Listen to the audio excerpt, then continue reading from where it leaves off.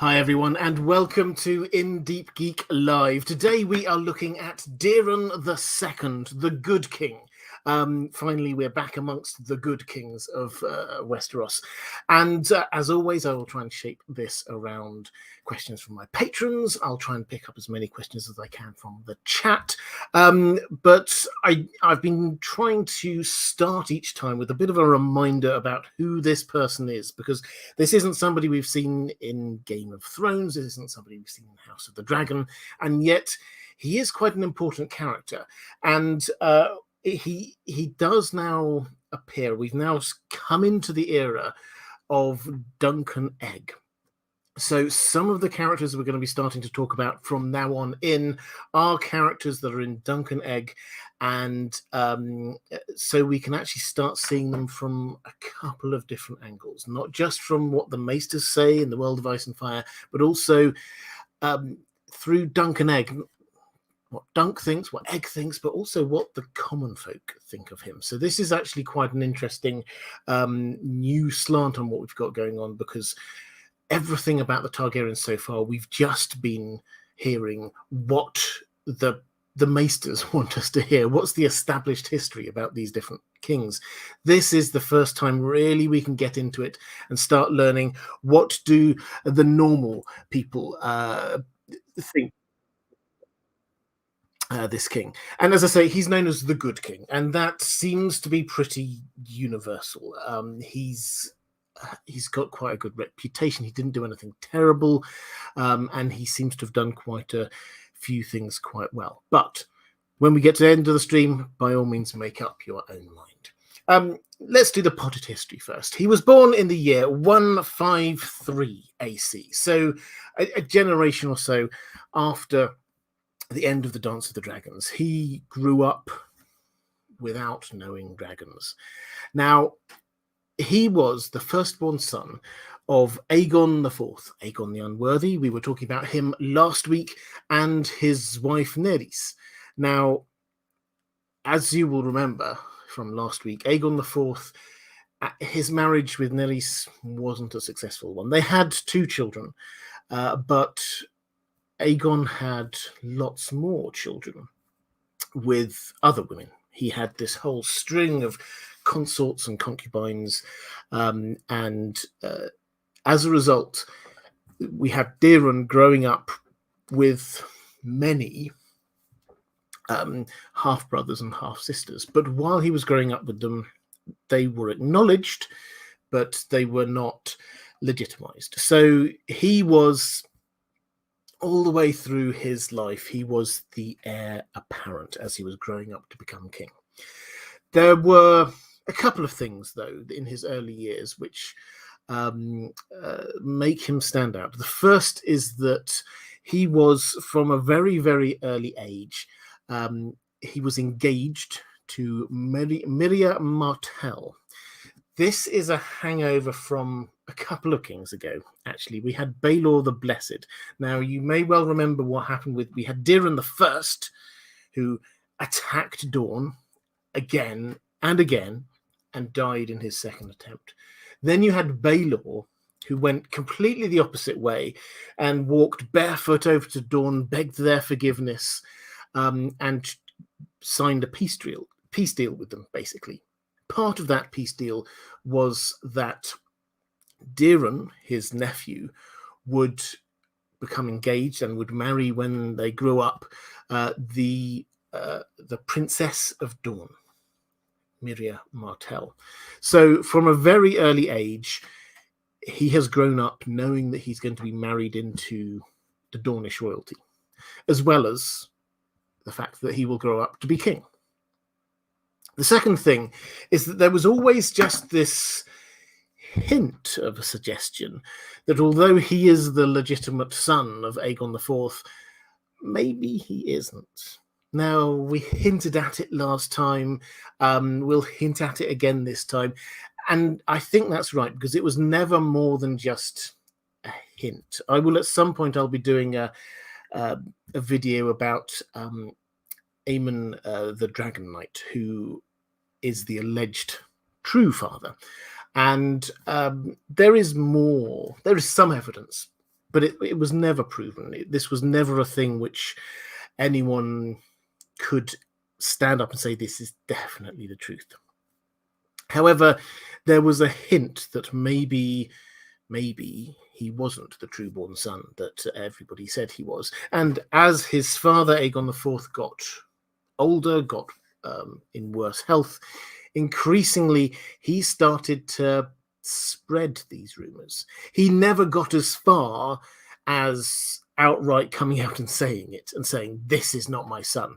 That never happened. And all the way through Aegon IV's reign, Aegon IV never at any point said, Daeron is no longer my heir.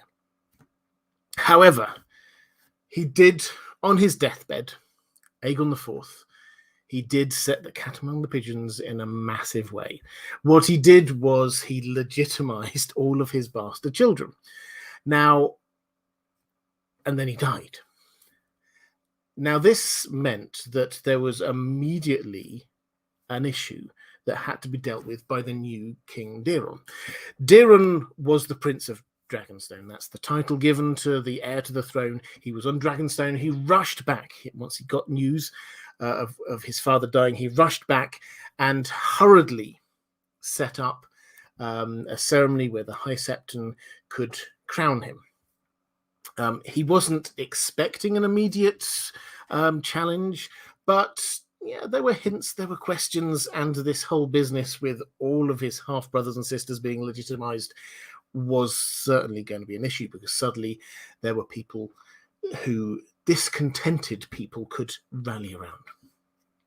So he got himself crowned, and he deliberately got himself crowned with his father's crown, which was this big, gaudy crown. You'll have probably picked up, if you've been watching your way through these live streams, it's not like there's one crown for the Targaryens. There are lots of crowns, 3 or 4 different kings' crowns, and each of the kings, either they chose a new one which sort of suited them and their style, or perhaps they chose one that would link them in with the past so that they could look more legitimate. You'll find in the Dance of the Dragons, that's why there's 2 crowns, and both Aegon II and Rhaenyra could get crowned with a crown of the kings of Westeros, because there are lots of these crowns. So Daeron gets crowned, and having looked around and realized there's no immediate challenge, he then sets to sorting out the 7 kingdoms, because his father had led the 7 kingdoms into quite a rocky place. There was no big, at the time, there was no big problems of wars potentially breaking out anywhere. However, it was corrupt. The small council, the posts had been given out to people as favors. Aegon IV were just like, yeah, you can do that. That's fine. It's not a problem at all. The court as a whole was made up of people who were there trying to suck up to Aegon IV, not necessarily people who Daeron wanted to have around. So this was a problem. Similarly, he seemed to have, Aegon IV, seemed to have gone through this whole process with the gold cloaks, with the guards in King's Landing, and basically making sure that they were all loyal to him personally, and could also find him a woman from the Street of Silk at a moment's notice. Daeron had to sort out all of this.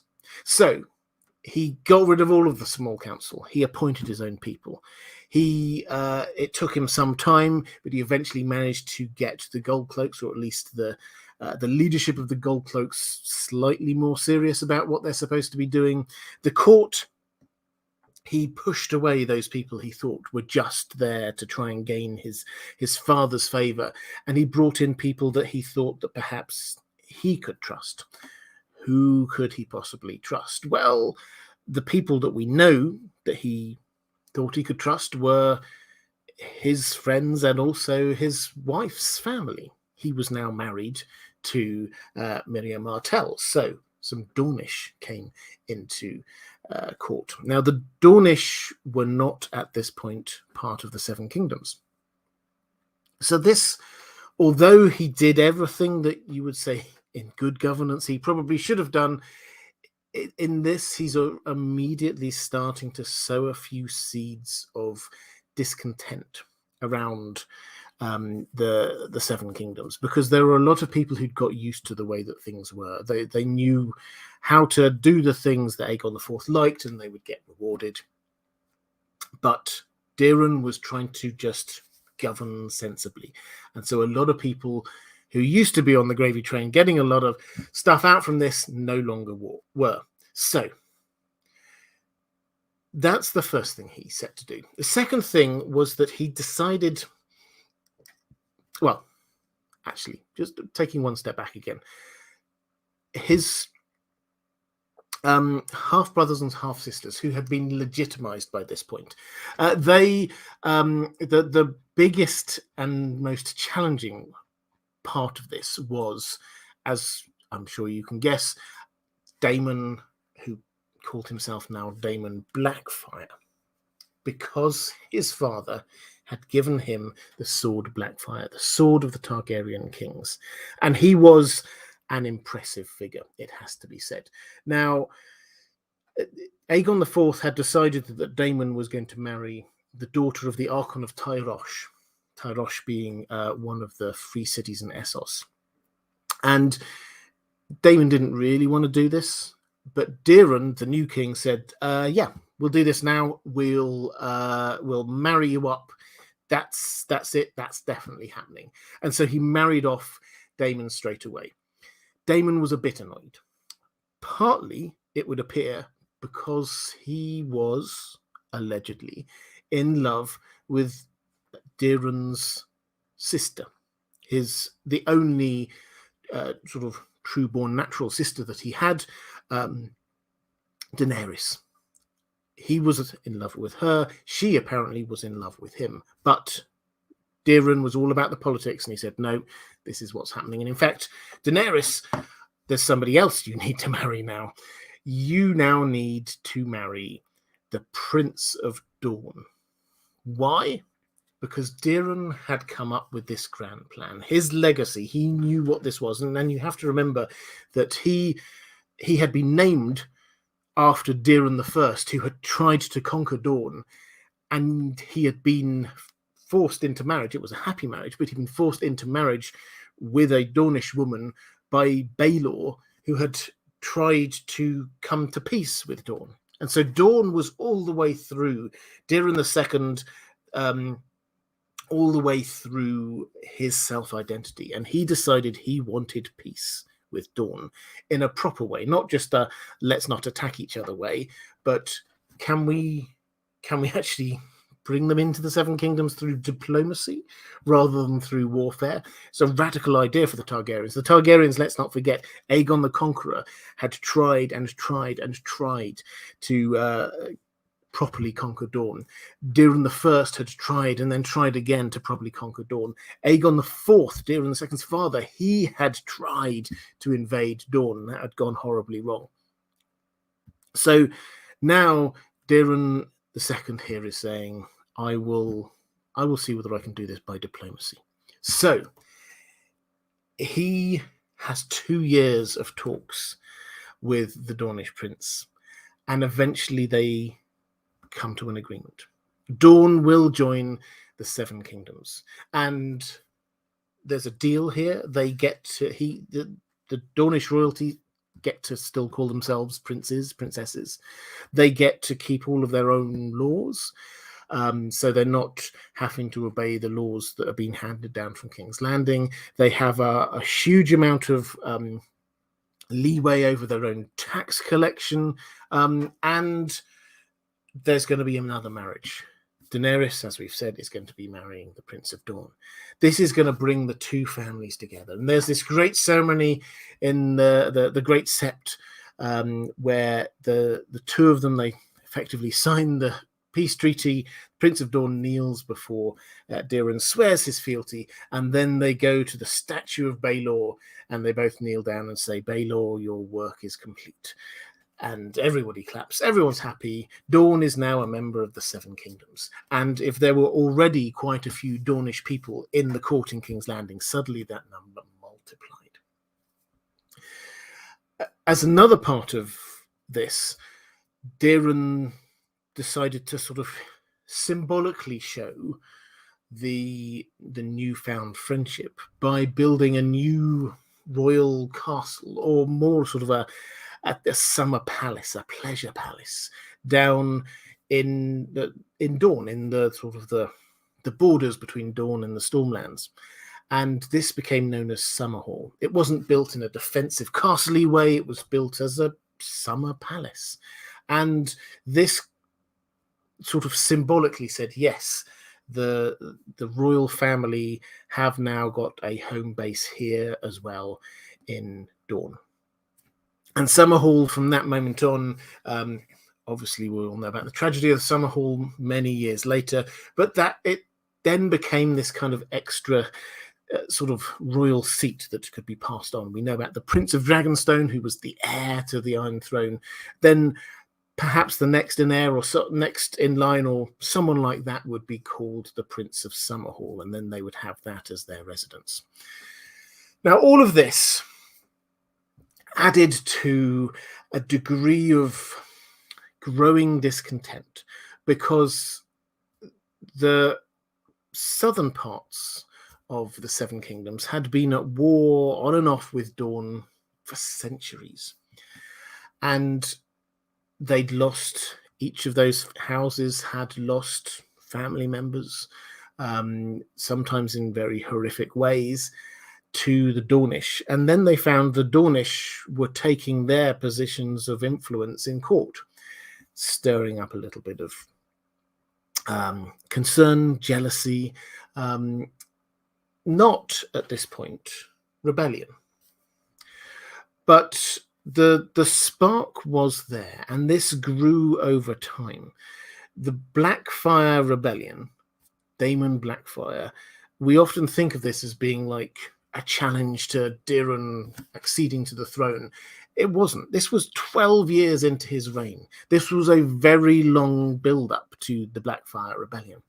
And there are lots of different possible reasons for this. There's the tensions with Dawn coming into the Seven Kingdoms. There's a lot of people who felt that Daeron, they'd lost out under Daeron, and perhaps they would do better under another king. There is definitely something going on there with the lost love between Daemon and Daenerys, who it would appear loved each other but were not allowed to marry.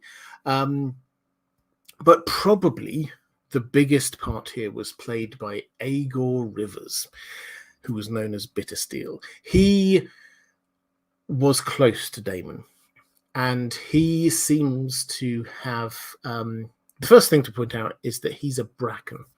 His mother was a Bracken, which immediately put him at loggerheads with Bloodraven. This guy. I'll talk about this t-shirt in a moment because I know some of you have already spotted it in the chat. But he was always going to be at loggerheads with Bloodraven, who was Blackwood. Those two families have millennia of history between them. And also there seems to have been something perhaps of a love triangle with another one of these great bastards, Shira Seastar. But in any event, Aegor Rivers was the person who seems to have been slowly whispering in Daemon's ear and saying, you should become king. You should push yourself forward. You should challenge. And these whispers, to start with, seems Daemon just sort of like allowed them to happen. Maybe it was quite flattering to believe that. But then people then started to think, oh yeah, and he's got the sword as well, hasn't he? He's got Blackfyre, the sword. The old king wanted him to be king. Surely you'd give Blackfyre to the person you want to inherit. So that was him saying that he should be there. Then we get Daeron has 4 sons. Great. And the eldest of these seems like a really good guy. Baelor Breakspear. We read about him in Duncan Egg. Seems like a really good guy. Great fighter. Very charismatic. Seems quite wise. But he also doesn't look Targaryen. So he has dark hair. He hasn't got the sort of the piercing Targaryen eyes. And the people who were slightly anti-Dornish have another reason to do, because once Daeron has died, Baelor's going to be taking over, and actually he looks more Dornish. So are we just handing over are we handing the Seven Kingdoms over to the Dornish from now on? Is that what's going on? So this was starting to get a bit more of an edge, and this built and it built and it built and it built until we get Daemon starting to buy into it. Now, the trigger, if there was one, was Daeron getting word that a rebellion was being planned. Where that word came from, we don't know, but the suggestion is this came from Bloodraven, who even then was, whether he was actually Master of Whisperers, we do not know, but he was getting information from sources around the Seven Kingdoms. And so Daeron, obviously, he then rouses his troops and goes to arrest Daemon if Daemon's about to rebel. Daemon hears that Daeron is now rousing troops to come and get him, and so he escapes. He gets tipped off and he escapes, at which point the whole thing has now descended into civil war. Daemon and Aegor amass an army, and the war takes a year or so. And the decisive battle at the end of this is the Battle of the Red Grass Field. Now, leading the side for the Blackfyres, they had, just in terms of imagery, because this does come up a few times in Song of Ice and Fire, what Daemon Blackfyre had done for his own colours is to invert the red and the black. So it was a black dragon on a red background as opposed to a red dragon on a black background. So for them, the black dragons, Daemon was leading the fight. For the red dragons, it wasn't Daeron, though, because Daeron was not a fighter. He was a good man, but he was quite weedy. He had a bit of a pot belly. He wasn't particularly strong. He wasn't a great fighter. Now, his son Baelor was pretty good at all of those things, and Baelor seems to have led a lot of the fighting for them. But Daeron, no. This, incidentally, is the Red Dragon's response to why Daeron didn't get the sword Blackfyre, because why would you give it to someone who's not a great fighter?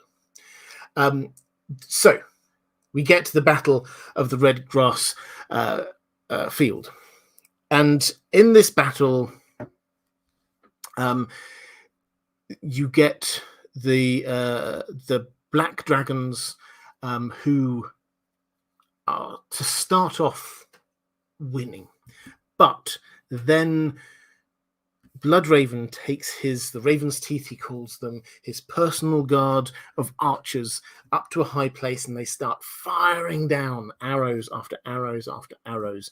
And people say they were so accurate because of the fact that Bloodraven himself used magic to direct those arrows. But anyway, it was a devastating attack, and it killed a huge amount of the opposition army, and Daemon himself died on the field. They rush into battle. He has 2 sons there. They also die on the field. Aegor Rivers picks up the sword Blackfyre.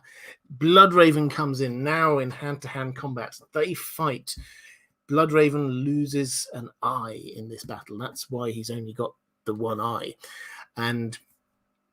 But Aegor Rivers flees. He sees that the battle is being lost and he flees. And this is the last we see of the sword Blackfyre, incidentally. I suspect it will turn up in the Winds of Winter, but this is the last in the story that we currently know about the sword Blackfyre. Then Baelor turns up, and they have this hammer and anvil. Is what we're told the tactic was called, but basically what remains of the Black Dragons get caught between two parts of the Red Dragon's army, and they just, like a hammer on an anvil, just bang, bang, bang, and eventually they win the field. The battle is won. Aegor, however, disappears off. He heads off to Essos, and eventually he will form the Golden Company with a whole load of other people who've fled from Westeros because they were on the wrong side in the war. He forms the Golden Company, which effectively is the continuity Black Dragon army waiting for the next generation of the Blackfyres to grow up so that they can go in and try and claim the throne. Daeron survives all of this. He doesn't really go to war himself, and he then sets to govern. He had spent his first 12 years or so of his reign being quite magnanimous. There were people who had, if not been against him, but he knew who they were not on his side. He hadn't been tough with them. He had tried to be fair to everybody, open-handed, but now he changed tack. He's being stern. Everyone who supported the usurper Daemon Targaryen, they are going to suffer. And what that means for Lords of the Realm is that they lost things. They lost money. They lost a castle. They lost lands. Sometimes they had to hand over some of their children to effectively be prisoners in King's Landing. This was strong, strong stuff from Daeron. And you see this in the Dunk and Egg stories later. You get Eustace Osgrave is a classic example of this. He's moaning in The Sworn Sword, the book in Dunk and Egg. He's moaning about what he's lost, about all the things that have happened. Is that Daeron won, and as a result, anyone who was on the other side, they've lost land. Their social standing has come down. They've lost money. It's not like it used to be in the old days. So this had a huge impact on what happened for quite some time. And it left a large amount of noble families impoverished. And some families who once were quite powerful were then brought down another notch. So that's the most significant moments in the reign of Daeron II. He reigned with his son Baelor as his hand of the king for quite some time, and Baelor turned out to be quite noble and wise, and then he died. He died in an accident in the first Dunk and Egg story.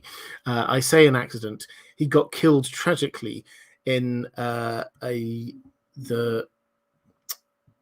battle that we see there, the trial of the seven knights against seven knights. Baelor picks the side supporting Dunk. His brother Maekar is on the other side, and tragedy happens and Baelor dies. This has many big implications. Baelor is gone. He's not going to inherit anymore. So we get the line of succession moves up one. Also, this pushes Bloodraven now, who then becomes Hand of the King. And what happens with, I've got a question about this in a bit, but what happens with Egg is that he is entrusted to Dunk to be going around the Seven Kingdoms. Now, sadly, just a few short years after that, we get what's known as the Great Spring Sickness, which sounds quite mild. And in some parts of the Seven Kingdoms, the Vale, Dawn, that could be shut off, hardly affected at all. However, in King's Landing, the impact was massive because we get the High Septon dies of it. Most of the Septons die. Almost all of the other members of the faith who would serve at a sort of a very basic level also got wiped out. Even the Targaryens, hugely damaged by this. And Baelor's two sons both died, as did Daeron. Daeron himself died from the spring sickness and was succeeded by Aerys I. We'll talk about him in a couple of weeks' time. So what does this legacy mean? He reigned for 25 years, a quarter of a century. What does this legacy mean? Can we judge him as being Daeron the Good? Well, compared probably to the previous few rulers, then he probably was one of the wiser and better rulers that the Targaryens had. He faced some huge challenges early on in his reign. He tried to deal with it in a very peaceful and wise way. And when that didn't work, he delegated well. He wasn't a natural fighter himself, but he delegated well and saw the end of the rebellion. And added to which, he achieved through peaceful means the unification of all of the Seven Kingdoms, including Dawn, which had been something that Targaryens had been wanting ever since they first conquered Westeros. He achieved it with no bloodshed at all. So, on his own terms, I think we have to say that he was a success as a leader. So, could he have done more? Very probably. Could he have prevented the Blackfyre Rebellion, which did cause huge amounts of damage? Maybe. But I personally like to think that we should give him a little bit of leeway on this. He tried to govern well. He tried to give people benefit of the doubt. It was only when it became very apparent that wasn't going to work that he then took sterner measures. So, Daeron II, we have to view him, I think, as being at the end of this group of kings that we have. We have Daeron I, who tries to attack Dawn, fails. We have Baelor, who repents of all of that. Then we have Aegon IV, who doesn't care about ruling the kingdom at all, offhandedly does try to invade Dawn again. And then we have Daeron II, who tries his best to tidy up all of the problems made by his predecessors.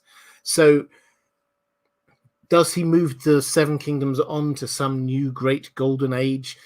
Perhaps not, but it was going on a really bad trajectory, and he managed to pull it back from the brink. So, yes, I think Daeron the Good is a reasonable way of sort of summarizing him. Okay, let's look at a few questions in the chat. I've got one from Martin S. Hi there, Martin, saying, "Evening, Robert. To what extent are the Dornish outsiders through Westeros's history? Do they ever befriend any of the other kingdoms? Did they ever rebel against the Iron Throne after joining? Also, to what extent are the Dornish outsiders throughout Westeros's history? Do they befriend any of the other kingdoms?" So they remain slightly different. This is because of culture.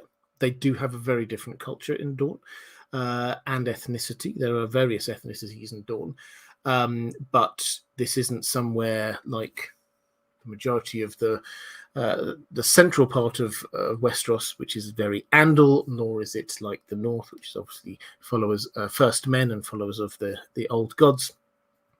They have their own faith, their own religions, their own ethnicities. So they are different. Geographically, they're almost entirely surrounded by the sea and mountains. So they are quite cut off. However, for a while, they did retain a place of importance in the politics of the Seven Kingdoms. That doesn't mean that they were ever truly welcomed, perhaps, by some parts of the rest of the Seven Kingdoms. But nor did they ever truly ally themselves with anyone other than really the Targaryens. It's noticeable if you flick forward 100 years or so, and you get to Rhaegar, and he marries Elia, of course, Martell, the Dornish again, getting into power. You see that Doran Martell, I sometimes slightly mock him for it, Doran Martell, through A Song of Ice and Fire, it seems as if he's only got one plan, which is to marry his family to the Targaryens. That seems to be what his plan was. Obviously, Elia, his sister, married to the Targaryens. Then he came up with a secret plan to be marrying Ariel to Viserys, then Daenerys, Quentin going over to marry Daenerys, then he sends Ariel off just to go and check out this other person who claims to be Aegon VI. He is very focused on it because that is where the link between Dorne and the Seven Kingdoms is, with the Targaryens, not anybody else. They've been at war with most of the others. It's the Targaryens that their alliance is with. Did they ever rebel against it? Not specifically. They were a bit slow, it has to be said. In Robert's Rebellion, Aerys II, the Mad King, basically sort of accused them of being slow to the point of insurrection. He wanted them to be sending their soldiers, but they kind of held back a long time, and it's only at the very, very end that the Dornish sent their soldiers in. So no, they never truly rebelled, but at the same time, they were less involved with the rest of the Seven Kingdoms than their equivalent other houses paramount.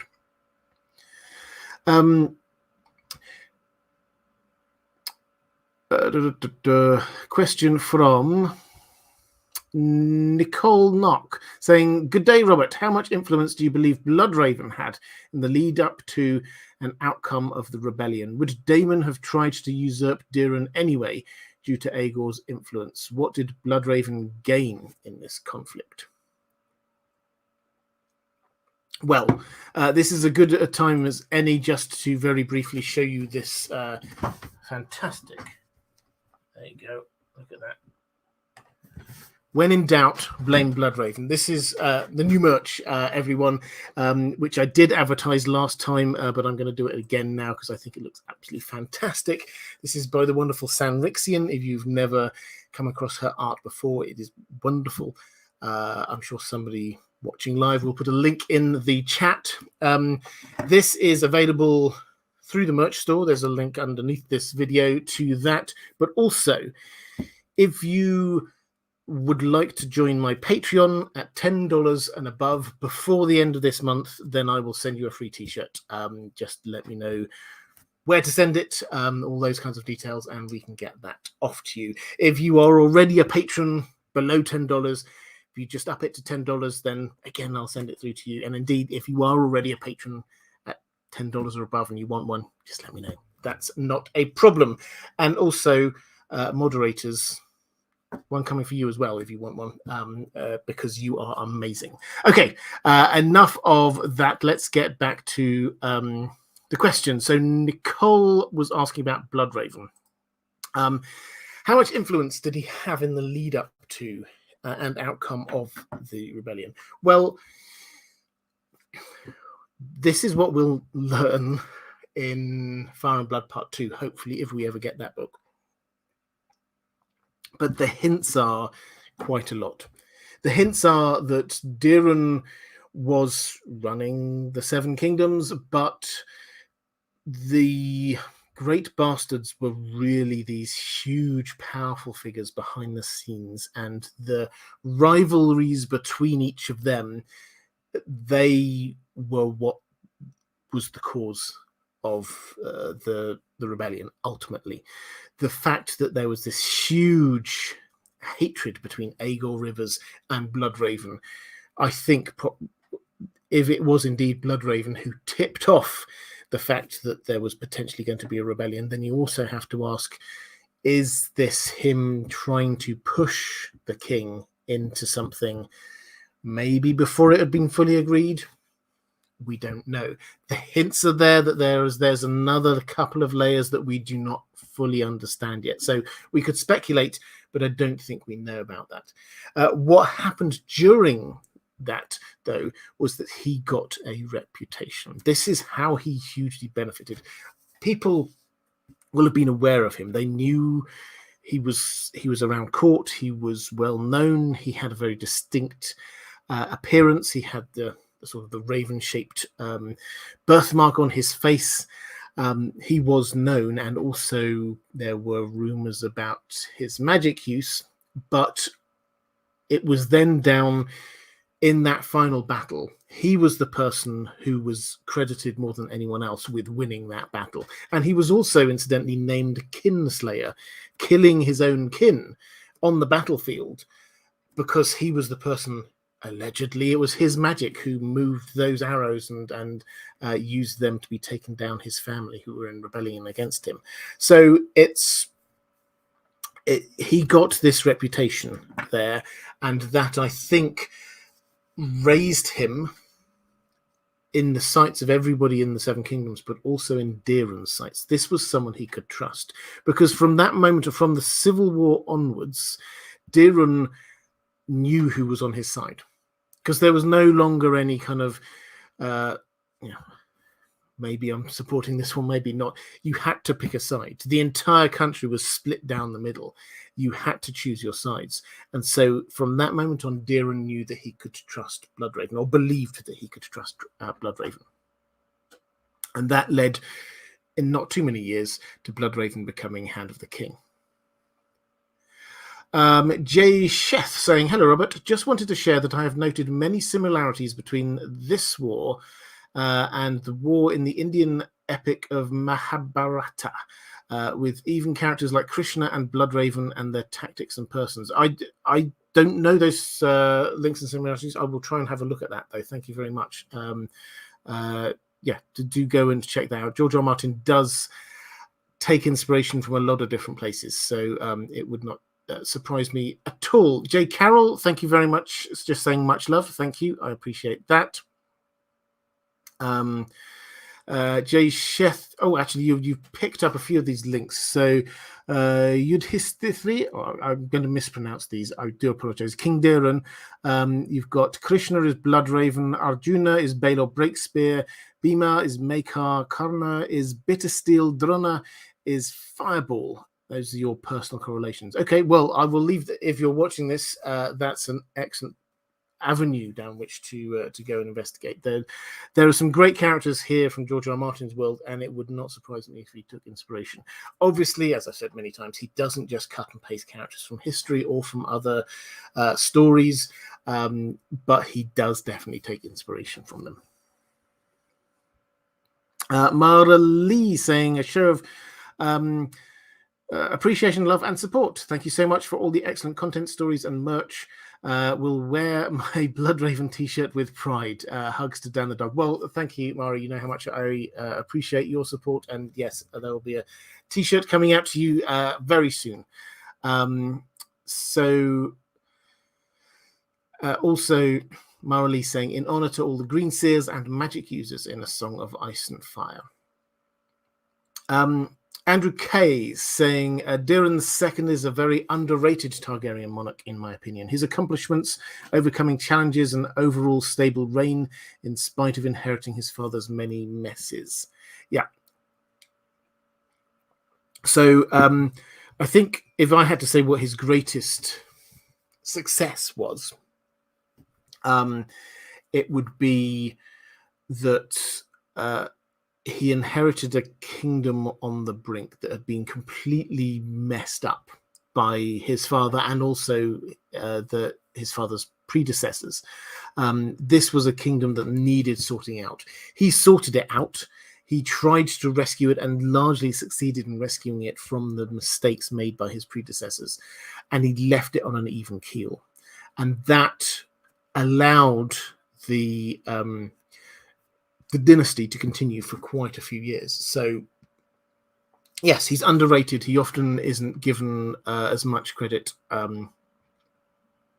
as others. And yeah, as you added to that, that you think that Fire and Blood Part 2 would add more in terms of positive reforms. Yeah, so at the moment, what we have mostly is trying to get things back from the bad state they were in, rather than positive, make things better world. But yeah, may well be that he did a lot of that as well. Okay, let's go to question from Michelle Raimo saying, I hope all is well with you and Dan the dog. Thank you. It is very much so. After the tourney at Ashford Meadow, Daeron lost his heir in Baelor, and Maekar was never the same after that, being more melancholy than he was. How do you think Daeron would have reacted to the news of his sons taking part in a trial of 7 for Dunk, who to them is just a hedge knight, and one son dying at the hands of another son? Additionally, how do you think Daeron felt learning that the knight Baelor died for is now sworn shield to his grandson? Okay, so how might Daeron have reacted to the events of the hedge knight? It's a fantastic question because we don't ever get a full answer to this, because we're seeing this from what's in the world of Ice and Fire, which doesn't really tell us, and then also from Dunk's perspective. Now, what can we say? I mean, I think that we can probably start out by just going back over that last scene that we have in the Hedge Knight, because I think it's absolutely fascinating for those of us who are trying to unpick the bigger picture here, because these are obviously genuine questions. What had happened? Everyone thought they were just turning up to a normal tourney, and then suddenly the heir to the throne is dead, killed by his own brother, and we've got this completely random hedge knight who's suddenly come onto the scene, who people have died to save, and he's now there about to go off being basically the carer for this other Targaryen child. How do people react? That last scene, though, we get Dunk.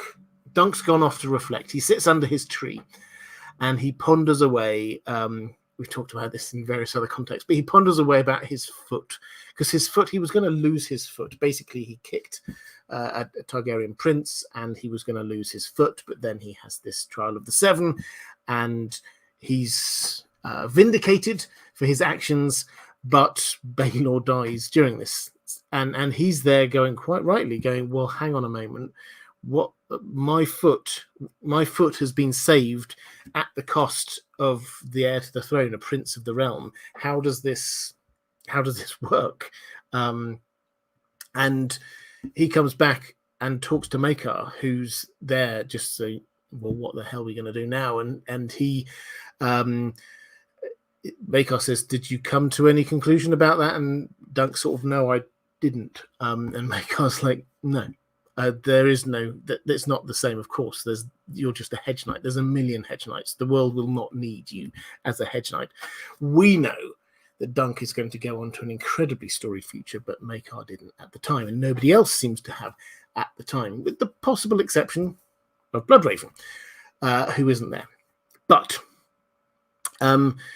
then we get, well, what's going to happen with Dunk? Egg has said that he wants, so he's going to be a squire. Everyone agrees he needs to now go off and learn how to be a squire. It's that time. That's his role that has been decided for him. Egg has made a problem in that Egg has said, I only want a squire for one night, and that's Dunk. And Makar's there thinking, what do I do about this? Because he's do I hand him over to this guy who we don't know at all? And so he comes up with a cunning plan. He says, okay, well, we'll make you a knight sworn to the Targaryens, and we'll station you in Summerhall. You can stay in Summerhall, and Egg can stay there with you. And yes, you can be training him, but the Master of Arms will be there as well. So it's all under control. Everything will be okay.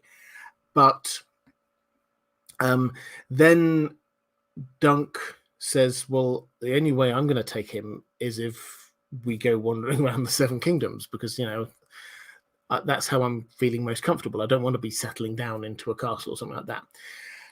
And Makar gives him this kind of challenge and sort of says, but how's Egg gonna learn to be like a great lord? How's he gonna learn to become cultured and wise if he's just out there on the streets? Surely he should be sitting, eating well amongst good company.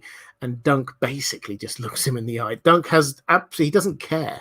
He doesn't seem to realize, I mean, he does sort of abstractly, but not really, the fact that he's now talking back to one of the most important and powerful people in the realm. But he basically just says, yeah, just think about all those other Targaryens who are a bit bad. They never went out in traveling the world. Maybe that's what we need. Maybe that's going to be good for Egg. And Makar just looks at him, thinks for a long time, and then just turns around and walks away.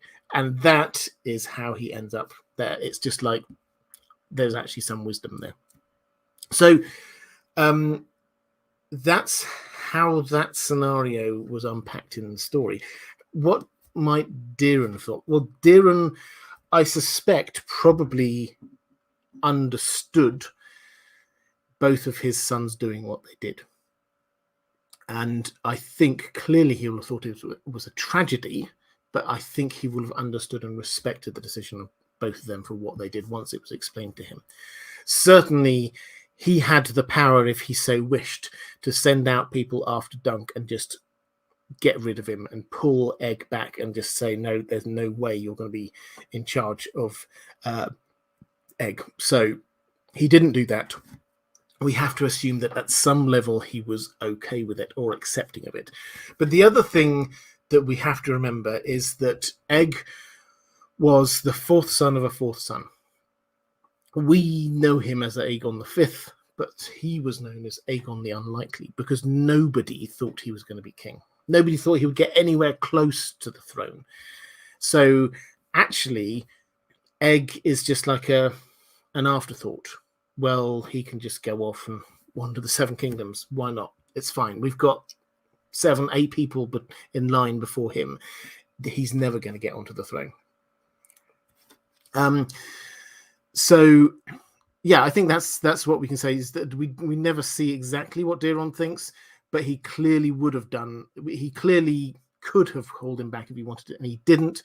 And I think it's easy to overstate the importance of Egg at that point. Yes, he was a Targaryen, but he was a very minor one.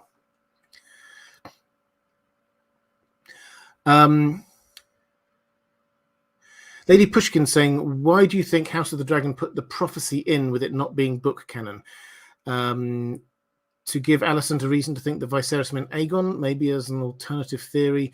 Well, I've got the question about the prophecy a little bit later. We'll come to that. But why they included it, I think this is not just so that they could create some kind of confusion with Alicent. I think George R. R. Martin was very happy with it. I think it's very clear from what George R. R. Martin has said about that prophecy. This is what he's been building towards all of this time. This is what he's been seeding throughout the stories. And we've got 2 more massive books to come. Winds of Winter, Dream of Spring. And in that, at some point, this we will get more to this Song of Ice and Fire, the actual prophecy. So I think that probably they came round to thinking we need more of a reason why it's important for the Targaryens to be in power and for the 7 kingdoms to be united. And George R. R. Martin probably was he'd already hinted at this before. And I suspect Ryan Condal picked up on it and said, well, could we include that? And George R. R. Martin said yes. So I think that's probably where it was, not for the getting confusion with Alicent, but the adding to the stakes of what is going on. Because all the way through this now, with House of the Dragon, we're going to be thinking, this is a little bit of a digression, but anyway, all the way through House of the Dragon, we're going to be thinking as viewers, where's that prophecy got to? Who knows it? It is of absolute, if you forget the Civil War, the most important thing is that prophecy gets handed down. And what happens if Rhaenyra dies? Does Daemon now know it? What happens if Daemon dies? Has Rhaenyra now told her son? What happens if he dies? So these are the kinds of questions we need to be asking ourselves, or they want us to be asking ourselves as we watch the TV show. Alison's saying, hello, Robert. Hi there. Daeron said, too many dragons are as dangerous as too few. Please elaborate on this. In particular, how was Daeron's relationship with his many siblings, and how was their relationship with him? I don't know a lot about this period of time, so any insights are welcome. Okay, so this quote is from A Song of Ice and Fire, actually. Maester Aemon. Now, we're in the part of history of the Targaryen rule where we're very much in the realm of Dunk and Egg, but also we're starting to get the lines through to A Song of Ice and Fire as well. And Maester Aemon is one of these. Maester Aemon is alive during this period. He is one of Maekar's children, older son of older brother to Egg. And Aemon, many, many years later, remembers a conversation between his father and the king, King Daeron. And Daeron goes, having too many dragons is just as dangerous as too few. He's in this referring to Targaryens as dragons. So what he means is that if you have lots of heirs, the chances of one of them rebelling increases hugely. Daeron will be hugely aware of this because of the Blackfyre Rebellions, because his own half-brother had rebelled against him. And he will also, like all of the Targaryens, be very aware of what happened in the Dance of the Dragons. They'll be very aware of what happened with Maegor. The more Targaryens you have, the more chances, the more claims to the throne you have, the more chances that there are other people that people might rally behind. So this is what this is saying. He's saying there was a danger when we only had 2 or 3 Targaryens. There was a danger that the Targaryen line could die out. But the bigger danger, the equal danger, is that we have so many Targaryens that there's going to be more and more civil war. And indeed, this was quite wise, because Aemon was sent down to the Citadel to learn to become a maester. And the reason was to take him out of line of succession.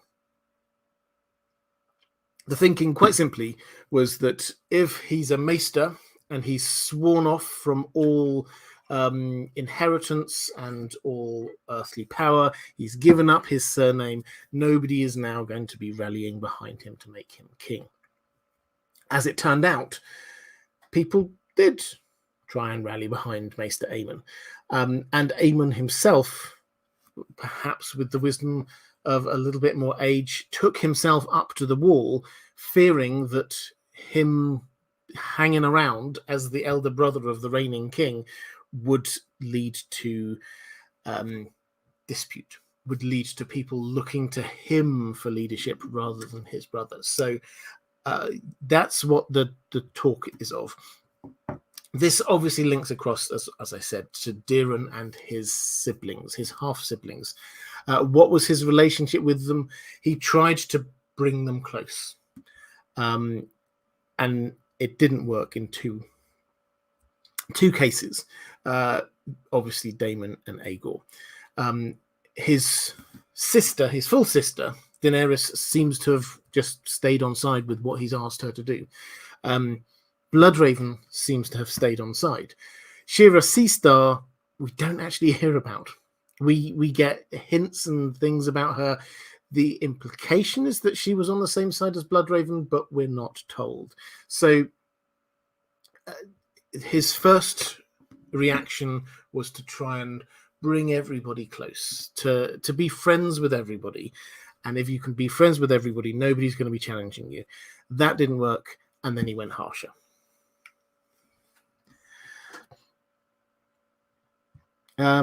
Let's go to a question from Maura Lee. I said there was going to be a question about the prophecy. Actually, it's come up now. Did Daeron know of the importance of the prophecy, the unification of the Seven Kingdoms? Was this one of the reasons for why he married a Dornish princess? Well, it wasn't one of the reasons for why he married a Dornish princess. That was Baelor who arranged that marriage. But him marrying his sister to the Dornish prince was all Daeron. So the question is, as we've asked pretty much every single time as we've been going through this series, did the prophecy reach this far? We came to the conclusion that probably it got lost either in the Dance of the Dragons or with Baelor. Daeron's actions, though, do seem to fit what you would want a ruler who was taking that prophecy seriously to do. He puts down any rebellions. He makes sure that the Targaryens are firmly on the throne, and he brings Dawn into the Seven Kingdoms. He does what he needs to do. Is that because of the prophecy? If I had to guess, and this is purely a guess, we don't know. If I had to guess, the answer is no. The prophecy got lost with Baelor. But it's also possible that someone like Bloodraven will have known about the prophecy anyway. And although the handing it down from heir to heir might have ended with Baelor, Bloodraven may have discovered it anyway, and he was behind the scenes. When in doubt, blame Bloodraven. He was behind the scenes influencing things to try and make sure that happened. What you will find happens, we will see this over the next few weeks, what you will find happens is that from this point onwards, Targaryens die ridiculously quickly. Over the next 20-something years, when Bloodraven is Hand of the King, Targaryens, and from this, starting at this moment and on into then, Targaryens and Blackfyres, who are Targaryens by another name, die at a rate of approximately one a year. It's incredibly, there's the spring sickness, there's the Blackfyre rebellions, but there's also accidents. There's what happens with Baelor. There's people choking on lamprey pies. There's a whole load of these just random things that happen that if you're looking for a culprit, you could say that's Bloodraven. Philip saying, hi Robert, do you think George R.R. Martin might use Fire and Blood Part 2 partly as the spiritual completion of the Dunk and Egg series, since getting Fire and Blood Part 2 is more likely than the complete novella series? Oh, interesting.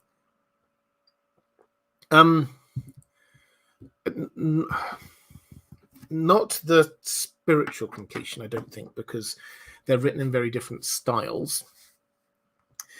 Is it possible that we will in Fire and Blood Part 2 discover what happened at the very end for Dunk and Egg? My instinct is probably no, which is very sad, but that's instinctively where we are. In the world of Ice and Fire, you will find one of the most frustrating bits of writing that George R. R. Martin has ever done when he gets to the Tragedy at Summerhall, which is where Aegon V, Egg, and Dunk die. Which is that he basically says that there were a few witnesses, but they're too traumatized to tell us anything. And we do get an account from the Maester who was there. However, he's like spilt some ink on it, so it's all smudged, and we can only read a few words here and there. And it's deliberate on his part. He knows it. We know it. He was not telling us what happened there because he wants to tell us what happens there in Dunk and Egg. So if it's down to him, he will reveal what happens in Dunk and Egg. And in world, you would have to say it would work better if that is the case, because if we're taking the writing conceit that the Maesters wrote Fire and Blood and they also wrote the World of Ice and Fire, then if the World of Ice and Fire doesn't have certain bits of information, then the writer of Fire and Blood does not have certain bits of information, so then cannot tell us about it. So that's one half of it. The other thing, which I don't want, I mentioned a few weeks ago, and I don't want to put too much hope into people's hearts on this one, but George R. R. Martin has now opened up the possibility that he's not going to write all of the Dunk and Egg stories in chronological order. By which I mean that he has, when he did his last big update on what he's writing, he was talking about Dunk and Egg, and he was saying that I've done 3, and then there's one that we know that he's started, which had the working title of the She-Wolves of Winterfell. It won't end up being called that, but he sort of half wrote that one. He's also got one called The Village Hero that he has mapped out.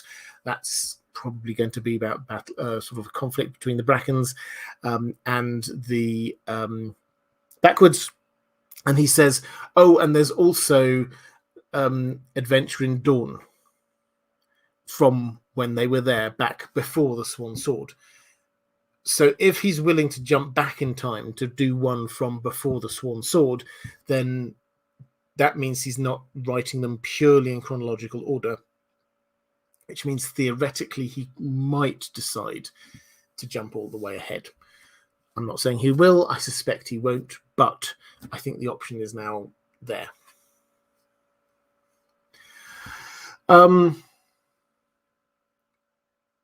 Let's go to question from actually just Andrew K and Philip. Sorry, in the chat, you were talking about like the time might be taken for the novellas and Fire and Blood. My take is that both Fire and Blood and the novellas take less time than the main story of A Song of Ice and Fire. So if he were wanting to quickly rattle out a few things, he certainly seemed to be able to create Fire and Blood Part 1, which he got some stuff written for already in the World of Ice and Fire, but not huge amounts. If he wished to create Fire and Blood Part 2, he could do that relatively swiftly. Also, writing a novella for Dunk and Egg is a lot simpler than writing stuff for The Winds of Winter, because The Winds of Winter has got so many different strands that he needs to be just weaving for every single new chapter. Dunk and Egg, they're pretty standalone. Yes, he has to be aware of other things going on in his wider universe, but he knows what's going to happen afterwards, chronologically in time, so I think he can write them relatively swiftly. Let's go to a question from Gabriel Farrell saying, hi, Robert, I hope you're well. Not sure if you're a cricket fan, but if you are, I hope you've been enjoying the start of the Ashes, if not the results. I am a cricket fan, international cricket anyway, and yes, it was a great start to the Ashes. 90% of my viewers are now completely switched off, but no, I did not enjoy the result. But yeah, it gave me Edgbaston 2005 vibes, that one. Why do you think Dawn's inclusion after Daeron's unification was so permanent? We see in A Song of Ice and Fire that cessationist sentiment is still alive and well in Dawn, and likely has been since their annexation. Why do you think they never took their chance in the years since during opportunities such as the Blackfyre Rebellions, etc., to claim independence again? Seems odd that such a fierce and anti-Westerosi people would not take any chance they could get once the initial marriage link had been severed. Well, so, I mean, this is an interesting one. It kind of builds on a couple of things I was saying earlier. The fact is, there was some cessationist feeling amongst the Martells, but never overwhelming. And the links, the family links across to Dawn did actually carry on for quite some time. So we've got the 2 marriages we've been talking about already. Then we get another marriage into House Dane. That's Egg's mother, incidentally, is from House Dane. Dane's Dornish. So there's again another link in there with the Dornish. And so when Egg was on the throne, he is half Dornish, and he survives all the way through to just a few years before Aerys II, and Aerys II's son marries a Dornish princess. So it's not as if there was original marriage contract and then nothing. The Dornish, actually, from that moment on, are much more likely than anyone else to be marrying into the Targaryens. So the links remained strong. Why might they not want to use one of the Blackfyre Rebellions? Because after the first Blackfyre Rebellion, and we can look at this in future live streams, they were all a bit rubbish. Now, I don't mean that in the sense that there weren't wars and things. The second Blackfyre Rebellion we've seen in the Mystery Knight, in Dunk and Egg. The second Blackfyre Rebellion was ended before it even started.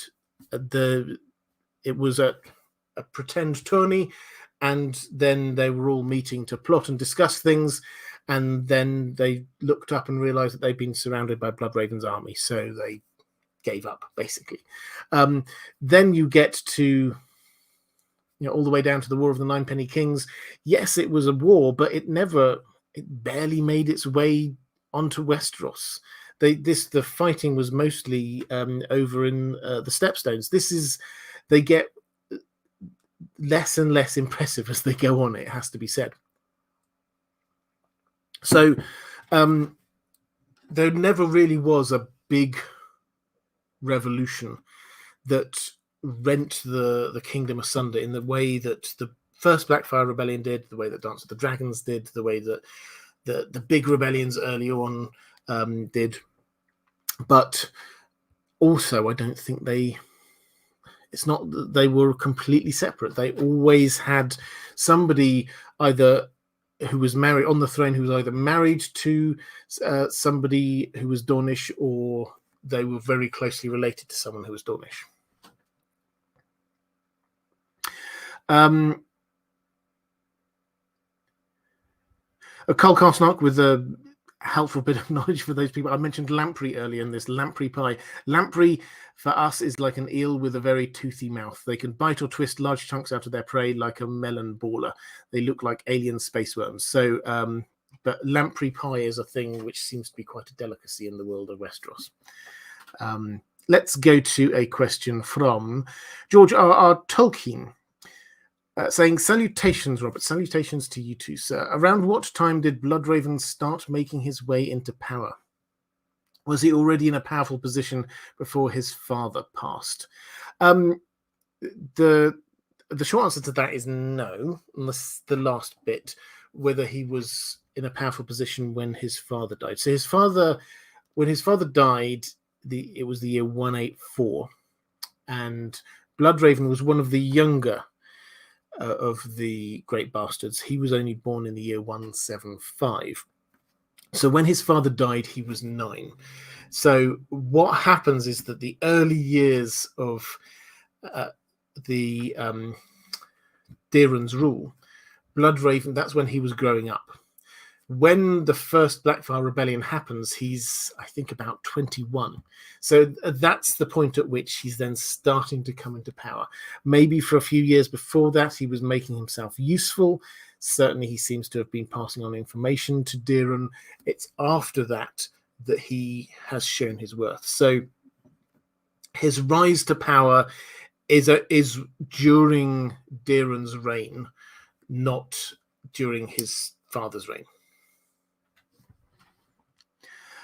Let's go to a question from Maura Lee, asking about the role. I think I've covered the role of Bloodraven during the first rebellion and what happened to those on the losing side. Now, this is just to pull all of this together. What happened after the first Blackfyre Rebellion is that Daeron, perhaps spurred on by people like Baelor, like Bloodraven, came over really strong. And he basically said, if you were on the wrong side of this, then you're out of favor. I do not trust you anymore. You're not going to get into power anymore. This created problems across the country because lots of disgruntled people. But the most disgruntled people left Westeros completely. They headed over to Essos. This is where the Golden Company was. That if you were part of that rebellion and you realized suddenly you're on the wrong side and Daeron is not going to look kindly on you, you then gathered together all your worldly possessions and you headed over to Essos and you joined the Golden Company. And the idea was you would stay there in the Golden Company until the next generation of Blackfyre is there and ready, and then you can go back and reclaim your land. So the Golden Company was full. It sort of descended a bit from that nowadays, and by the time we get to A Song of Ice and Fire, but it was full of people who were there desperately wanting to get back to Westeros in order to reclaim their lands. They felt that they had been wronged. They felt they had been wronged by Daeron. They thought they'd been on the right side in the war. Okay, they lost. But then Daeron was too harsh. So that's the world we have in Dunk and Egg, and you see it particularly in the Swan Sword, also in the Mystery Knight. People are not happy. The land is divided by it. This initial approach from Daeron to be sort of hugging his enemies close, keeping everybody happy, he'd gone completely other way. If you were not on his side, you were out. And that led to huge divisions across Westeros. Okay, question from... actually, just very quickly, 2 thank yous. Patrons, thank you very much. I always say thank you. That's why I'm giving gifts like this amazing t-shirt to my patrons, $10 above. If you're a $10 above patron, just let me know over on Patreon and I put the details and I'll send you one of these shirts for free. They're excellent, I can tell you. And yes, I'm wearing it. A word to the wise, turn it inside out. If you're going to be washing it, you'll be glad to know. I washed this one since my last time I wore it, and it's kept all of its color. Fantastic. So just turn them inside out. But if you would like to become a patron, there is a link, or there will be a link down in the description, or if you're watching watching live, then over wherever your live chat is. Moderators, thank you. That's the other thing I wanted to say. Thank you. If you are watching this live, if you're enjoying the chat, if you're enjoying the safe space there, I hugely encourage my moderators. They do a fantastic job to make sure that is a safe space for everybody. Could you just show the moderators a little bit of love, because they are amazing, and thank you. So let's get back to the questions. Travis saying, bonjour from Geneva today. Wonderful part of the world. I hope you get a chance to go out to the lake or into the mountains. Switzerland is a beautiful, beautiful place. My question is basically the same as the question I asked during the Daeron I stream. What changed in Dawn so much that they were willing to bend the knee? I know the Martells and the Targaryens have been connected by marriage twice, but that doesn't seem like enough to give up independence, especially since there didn't appear to be any sort of pressure or motivation to do so. Weren't these sorts of marriages of alliance common? They definitely didn't all come with an expectation of succumbing to the throne, did they? What economic, political, or cultural benefits could be gained for Dawn by bending the knee? Make it make sense. Okay, so from Dawn's perspective, really interesting question. Why on earth did Dawn bend the knee? So I think the first thing to say is that, yes, this was them bending the knee, accepting or that they're paying fealty to the Iron Throne. However, from their perspective, the way it's described, it's even described that way in World of Ice and Fire, is uniting the Dawn with the Seven Kingdoms. It's not about a taking over, it's a uniting. And I think that's the key to understanding the Dawnish perspective on this. Because what do they get from this? They get freedom, firstly, and this is a hugely important point, they get freedom from the Targaryens massacring them every few years, because that's what happened. We talk about how clever the Dawnish were in hiding and fighting and resisting attack from the Targaryens, but when you read it from their perspective, you get wave after wave of Targaryen dragons, first of all, with Aegon and his sister wives, burning castles to the ground, melting castles to the ground, killing thousands of people, sending in armies, laying waste to the ground. Then after that, they think they've gained some sort of peace. After that, you get various other Targaryen kings trying to do it again. Daeron I, most notably, sending in the armies, thousands of deaths, burning down Planky Town, razing castles to the ground. Even, I was going to say good old Aegon IV, he wasn't that good, but you know what I mean. Even Aegon IV was going to just have a go at invading. He didn't seem to care about international politics at all. Even he was going to have a go at invading Dawn. This brings peace. This brings an end to that. And I think that as a win for them is a hugely important thing. The question for them will have been, can we get that peace without losing our identity, without losing our self-rule? And they will have thought that they got that. Yes, there's the marriages.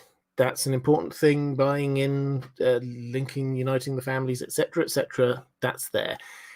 Got them influence in court. That was there as well. But the most important things from their perspective were things like they could keep their own laws. They didn't actually have to obey the laws that came down from King's Landing.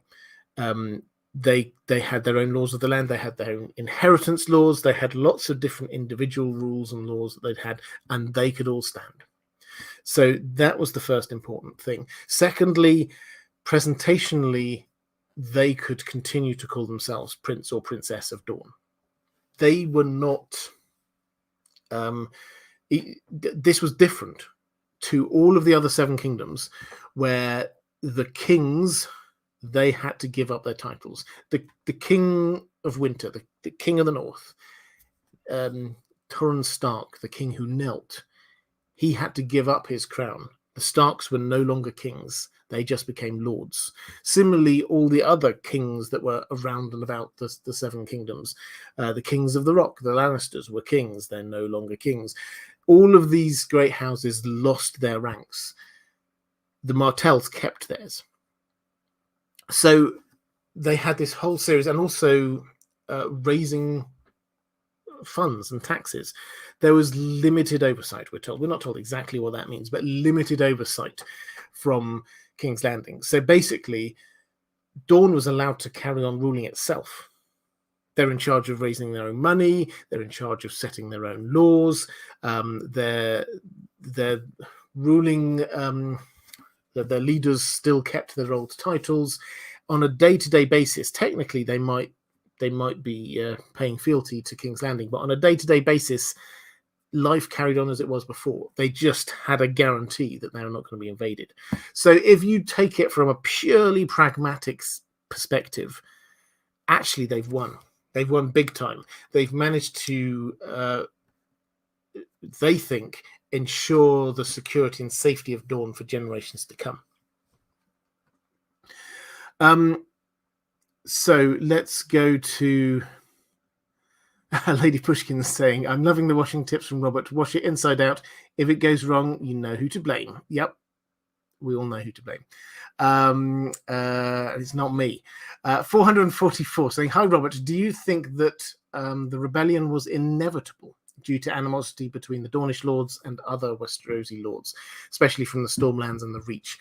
Or without personal conflict between Bittersteel and Bloodraven, and between Daeron II and Daemon Blackfyre? Maura Lee was also asking the extent to which it was due to Aegon IV giving Daemon the sword Blackfyre. Was it avoidable? Was it down to any of those individual reasons? My take, if you go through the reasons, this is the approach of the World of Ice and Fire as well, so it's not just me, but if you go through those reasons, it doesn't seem as if any of them individually are the deciding factor, except for one. The sword Blackfyre was given to Daemon well before his father died. Just getting the sword did not make him king, did not make or prompt him to do a rebellion, nor was him being made part of the line of succession.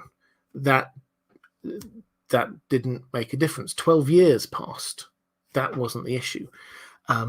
This issue of him apparently being in love with Daenerys and Daenerys apparently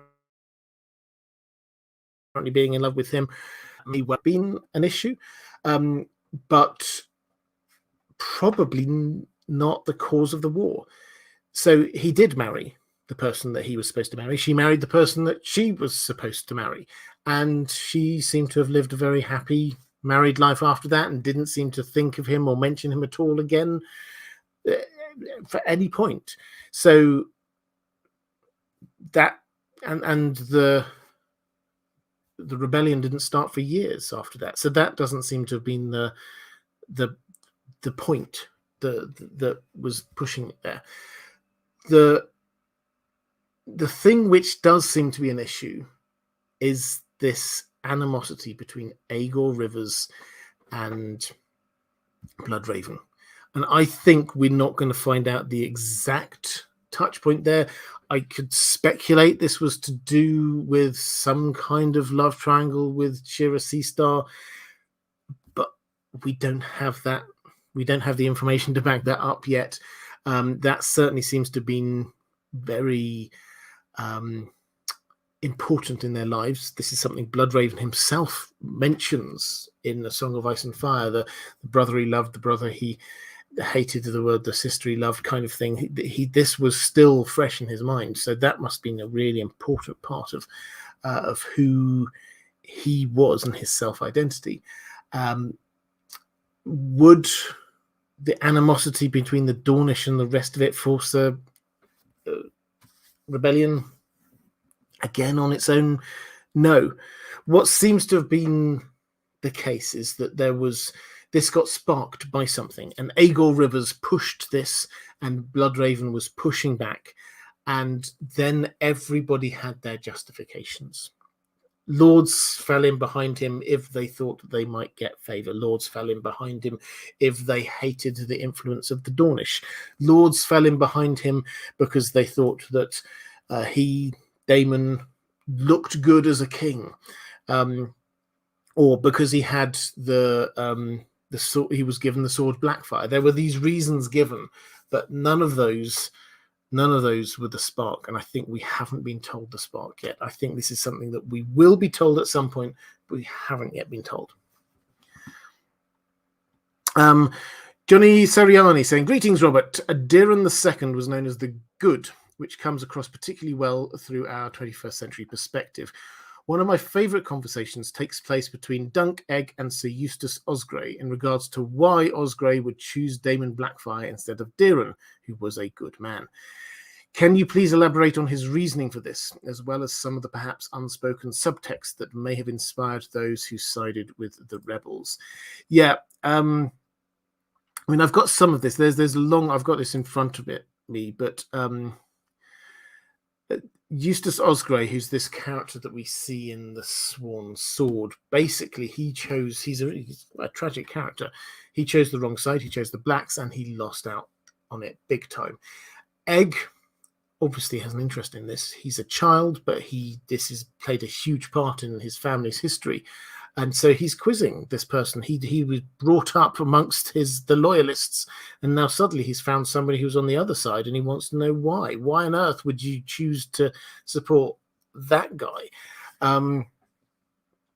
So this is what Eustace says. And I'll just do some of it. He goes on for quite some time. He says, "You can know a man by his friends, Egg. Daeron surrounded himself with maesters, septons, and singers. Always there were women whispering in his ear, and his court was full of Dornishmen. How not, when he had taken a Dornish woman to his bed and sold his own sweet sister to the Prince of Dorne, though it was Daemon she loved." And then Daemon bore the same name as the young... Daeron bore the same name as the young dragon, but when his Dornish wife gave him a son, he named his child Baelor, after the feeblest king who ever sat on the Iron Throne. Then he goes on to say, why Daemon? Says, "Why, lad, you ask me why? Because Daemon was the better man. The old king saw it too. He gave the swords to Daemon, Blackfyre, the sword of Aegon the Conqueror, the blade that every Targaryen king had wielded since the conquest.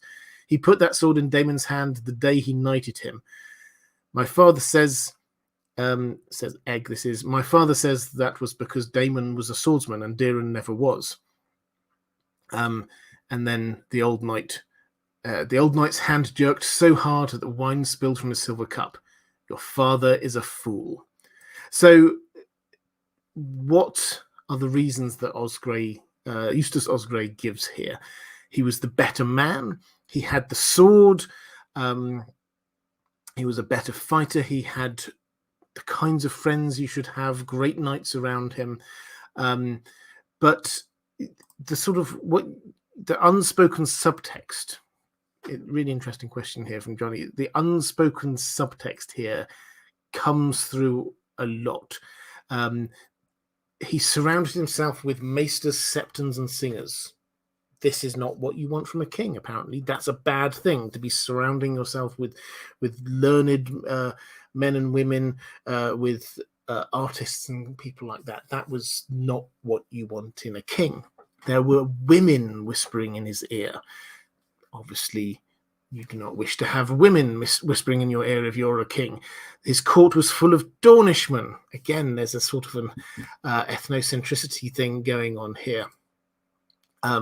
And then he named his child after Baelor, the feeblest king who ever sat the Iron Throne. So I think the subtext is quite clear. It's not really subtext, if anything. He's basically saying Daemon was the more manly man. This is the leader. This is the king we want. Daeron, no, that's not what we want. He associates himself with weak and feeble things and people. That's not who we want as king. So as I say, I don't think this is subtext. I think this is quite open. Whether what Eustace Osgrey thinks is the same as what other people thought, it's not clear. He may well be an extreme example. He certainly comes across as quite an extreme example, but it shows at least something of the feel that we've got there. If you had to pick who was king, you would pick Daemon, according to Eustace Osgrey. George R. R. Martin, though, obviously makes a great play of the fact that what is it that would make a good king? What is it that makes, and Egg is a good example here, is that what would make him a good lord actually going out and meeting these people. This is part of Egg's experience, is now understanding, seeing the other side of this. This is something that if he'd stayed in a palace, he would never have heard the other side, and he would never have known the importance of those things to people like Eustace Osgrey. Now, the extent to which he wishes to take advice from Eustace Osgrey is a completely different matter, but just hearing those things is very important.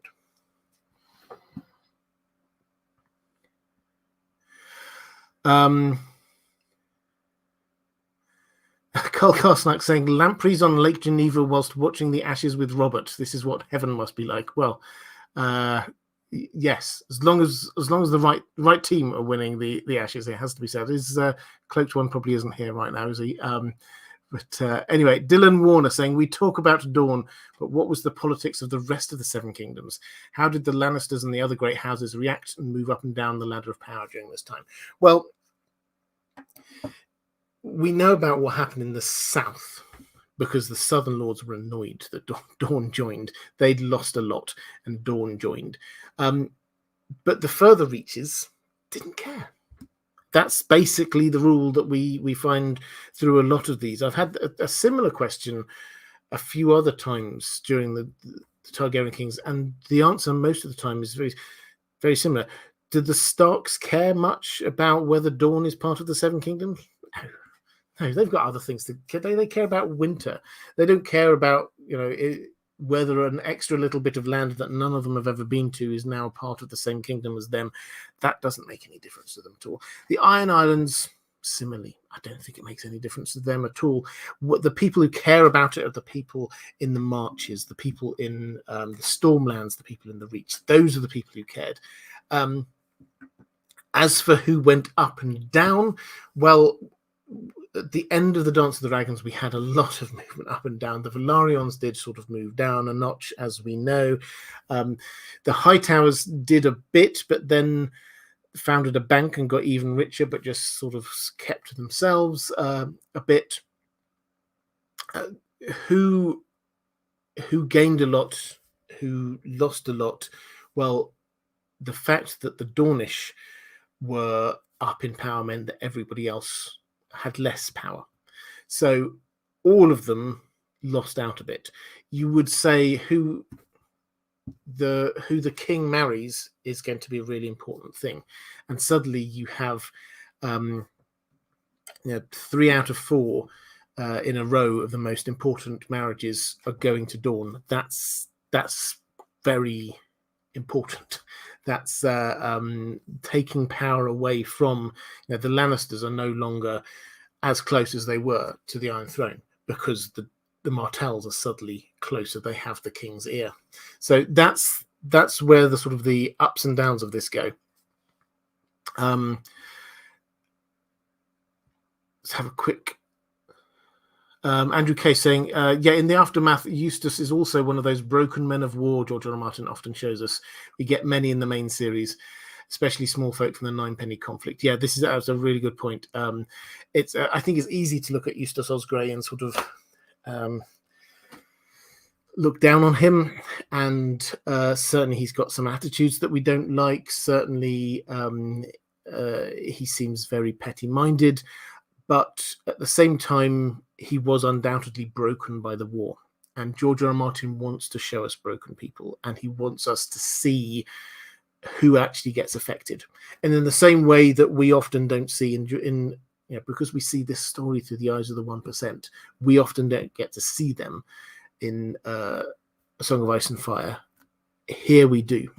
And George R. R. Martin is showing it to us deliberately by having Duncan Egg go through talking to the small folk. Let's go to question from. I've got a couple more questions from my patrons, so now's a good time to drop any more questions into the chat. Maura Lee saying, besides the unification of Dawn to the Seven Kingdoms and the first Blackfyre Rebellion, what other notable events was King Daeron II's reign known for? Well, I'll use this as a way to sort of wrap up Daeron, but as I say, more questions about Daeron, just drop them into the chat now. What was notable, I think, was that I talked for the last few kings about their differing approaches to dealing with how to keep the Targaryens in power without dragons. And they kind of lurch from one side to the other. Aegon III didn't want to know anything about dragons for most of his reign. He hated dragons. Daeron I was, I am the dragon.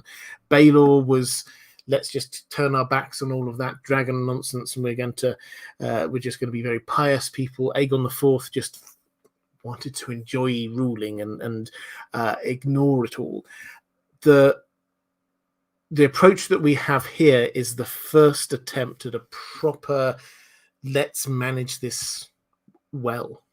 Let's just try our best to move forward in a sensible way as decent rulers and stay in power because we're ruling well and effectively.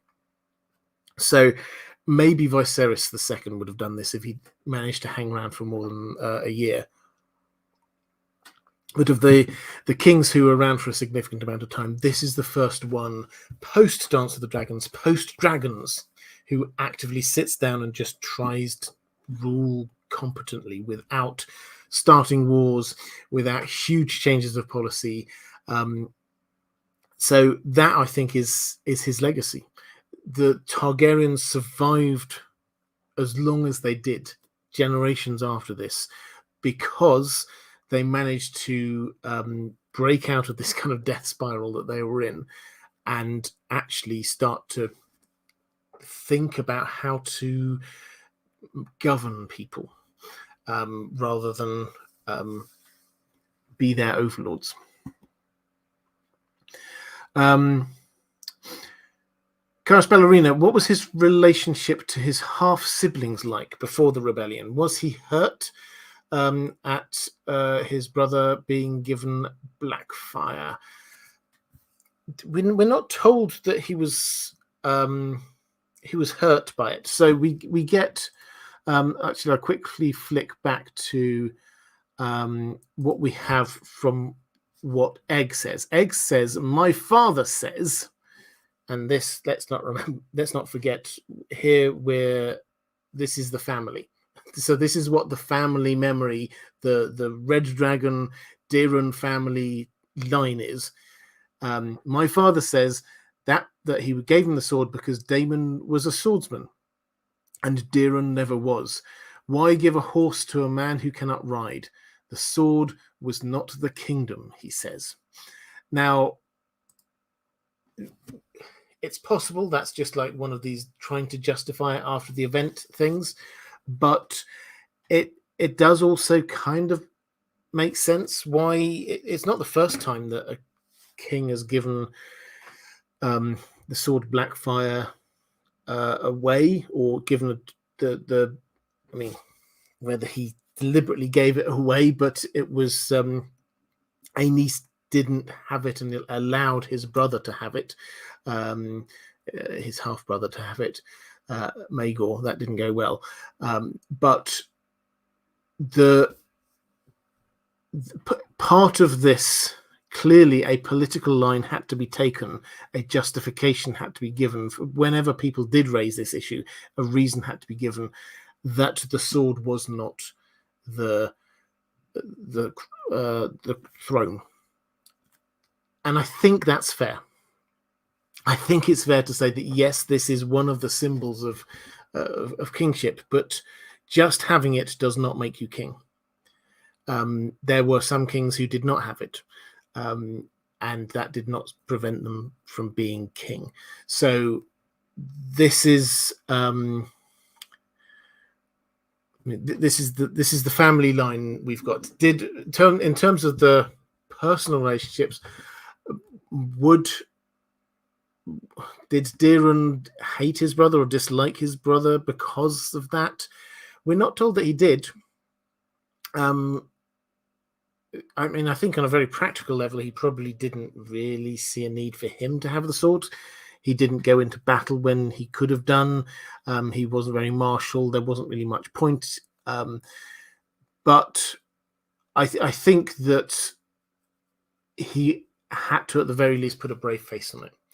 Once it happened, and it was not at the same time said, and this person is now my heir, then it was actually a very easy line to tell yourself.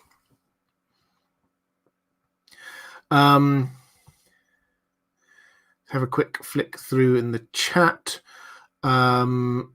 Reflective Rambling saying, if you're interested in Brienne, have you seen Lo the Lynx's essays? She does a lot with gender identity, feminism, etc. I think I have read one or two of them. I think they're very good. So quick shout out there. Amina A asking if I've got any plans. Is probably where that came from. Any plans for a Brienne character study in the future? Yes, I think. Have I got anything? I haven't got anything lined up. But I do have. It's on the list. I would like to do that, and particularly as I'm now doing my re-listen now into book 3, A Storm of Swords. So we're now actually starting to get a lot more Brienne heavy chapters. So yes, I probably will.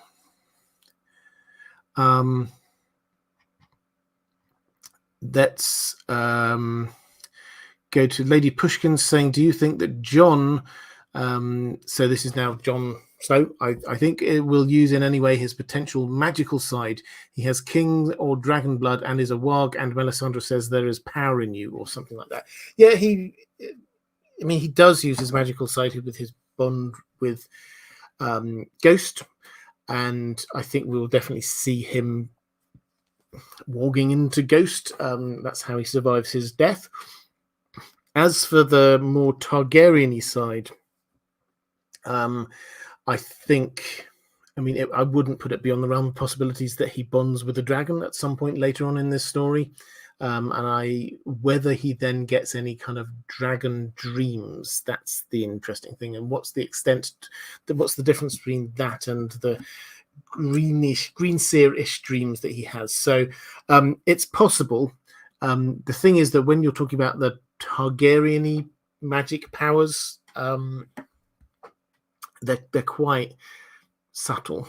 A bit of heat resistance, dragon bonding, maybe some prophetic dreams. So might we see some of that? Yeah, I think so. Let's go to question from Alhad saying, hi Robert, I haven't read The World of Ice and Fire, so I'm really enjoying your last few live streams. Because of the time difference, I watched them later. Hence, I have 2 off-topic questions. Which is your favorite part or chapter of The World of Ice and Fire? Let me cover that one first. I have a copy. This is, for those who don't know, I've referenced The World of Ice and Fire a few times. For those who've not seen it, it is this beautiful thing here, which, just showing a few random pages, it's got fantastic artwork and a huge amount of information about the world. If you're interested in the world of Ice and Fire, the history of it, the peoples, things like that, that is the best thing to get. And I will give a very soft plug for the Independent Bookshops Week, which is on at the moment. I'm a big fan of supporting independent bookshops, because if we don't use them, then we will definitely lose them. So please do consider doing that. There is a link down, or there will be afterwards, to bookshop.org, which I highly recommend. If you click through that, you get to my shop on there. You don't have to shop through me, but go and browse through there as an alternative to other more mainstream booksellers. This bookshop.org supports local independent bookshops. So anyway, that's my small plug for independent bookshops. Beyond that, in terms of the actual book itself, the bits that I like most, I have to say, I love all of this history stuff that we've got, the histories of the Targaryens. We're now getting increasing amounts of that through other means, through Fire and Blood, House of the Dragon, Dunk and Egg. So the bits that I'm loving are the bits that are probably not going to be touched on elsewhere. The bits of the world of Ice and Fire beyond the world that we have in this story, by which I mean Yi Ti, Ashai, Leng, places like that that we otherwise wouldn't know about. And it's fantastic and wonderful just to get a little bit more information about them. it's, I mean, just to sort of draw us back to the TV shows, there's a chance we might get another TV show. There was an anime that they were talking about. George R. Martin mentioned, in fact, an anime based in UT. So there's a chance we might get to see some of that on the screen. But until we do, the only real bits of information we have are in the world of Ice and Fire. So I love those bits because otherwise we'd know nothing. And it also, sorry, to carry on my little spiel on that one, it also adds something for me in that when you get world building, one of the beauties of George R. Martin's world is that it doesn't feel small. It doesn't feel like the only thing we really know about is Westeros. We get characters from places that we will never see in the books. We hear legends and tales from parts of the world that we will never explore. And that adds to this. That adds to the complexity of this world. Otherwise, it would be a really constrained small world. And we need those extra things. We need those other bits of information just to make it feel real. So, yeah, that's why I like those bits. And Al had also asked, it says, it is heavily indicated that in the main text that Cersei will die at the end of the story. Who do you think would be the POV character for that event? Well, assuming she does die, I'm not going to get into that, but it's possible we could have it from her perspective. But it does obviously make you wonder whether or who would be there.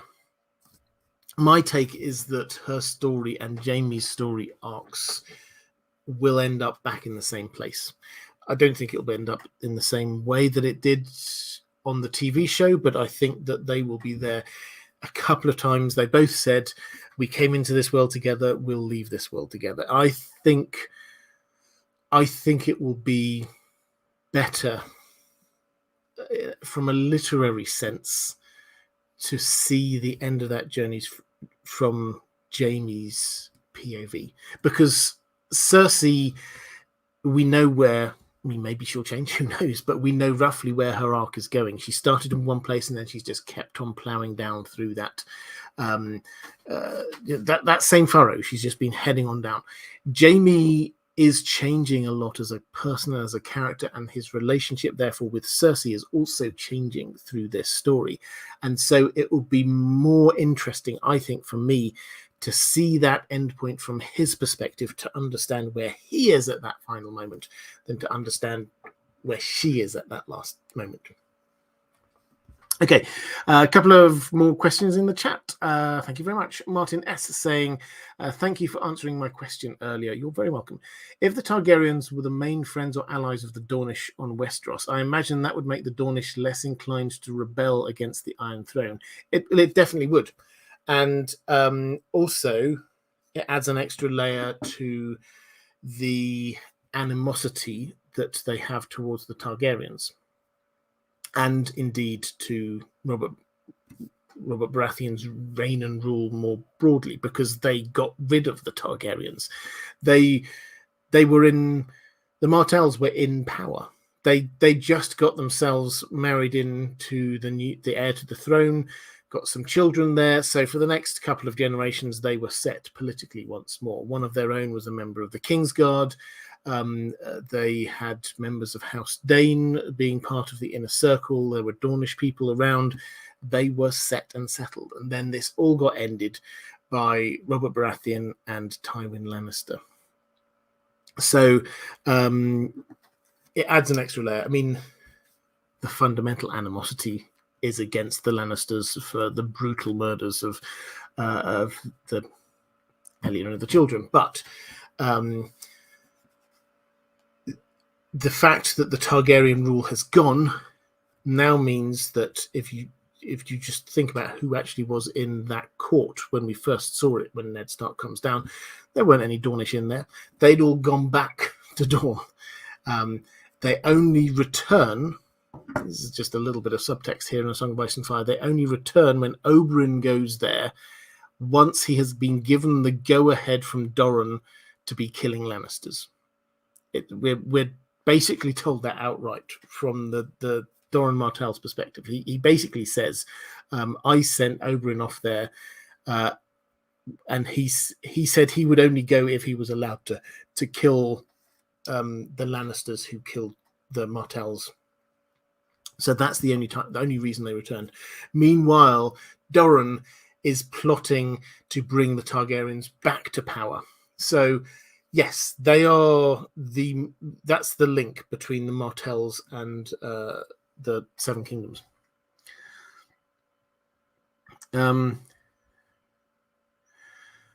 Reflective Rambling saying, and once again the UK cover wins over the US. I don't know what the US cover looks like, but yes, this one looks very, very cool, I have to say. I don't know, with US book covers, certainly for fantasy books, often aren't as good as the UK ones. I do not know why. But yeah, that is a good one.